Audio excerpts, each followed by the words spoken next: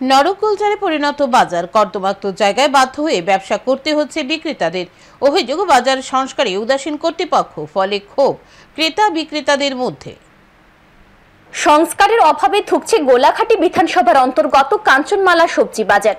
ব্যবসায়ীরা দীর্ঘদিন ধরে বাজার শেডের পেছনের একটি অংশে বৃহস্পতিবার এবং রবিবার দুদিন সাপ্তাহিক হাট বারে সবজির দোকান নিয়ে বসেন। যদিও এর আগে সবজি ব্যবসায়ীরা রাস্তার দুপাশে সবজি নিয়ে বসত, কিন্তু করোনা পরিস্থিতিতে সবজি বাজারটি বাজার শেডের পেছনে স্থানান্তর করা হয়েছিল।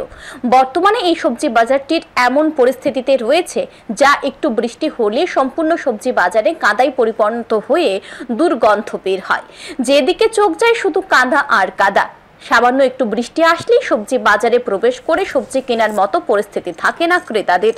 যেহেতু কাঞ্চনমালায় সাপ্তাহিক দুদিন হাটবার বসে, তাই প্রতিটি হাটবারই স্থানীয় কাঞ্চনমালা এলাকা সহ পার্শ্ববর্তী এলাকাগুলি থেকে ক্রেতারা ভিড় জমায়।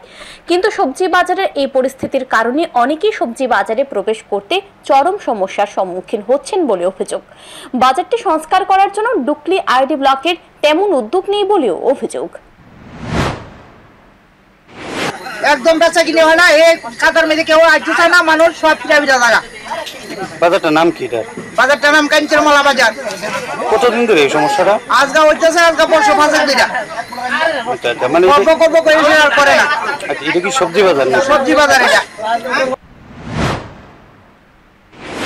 অসুবিধা তো বৃষ্টি হলে দেখো না কি অবস্থা রাস্তা, এত ফেয়ার মাঝে মানুষ আইতে পারে।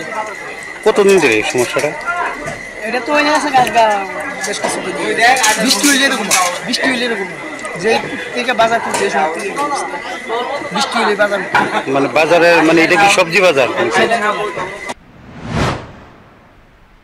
ক্রেতা বিক্রেতার সুবিধার জন্য দ্রুত বাজারটি সংস্কার করে দেওয়ার দাবি উঠেছে। এখন দেখার সংশ্লিষ্ট দপ্তর কোনো পদক্ষেপ নেয় কিনা। Bureau report, news today.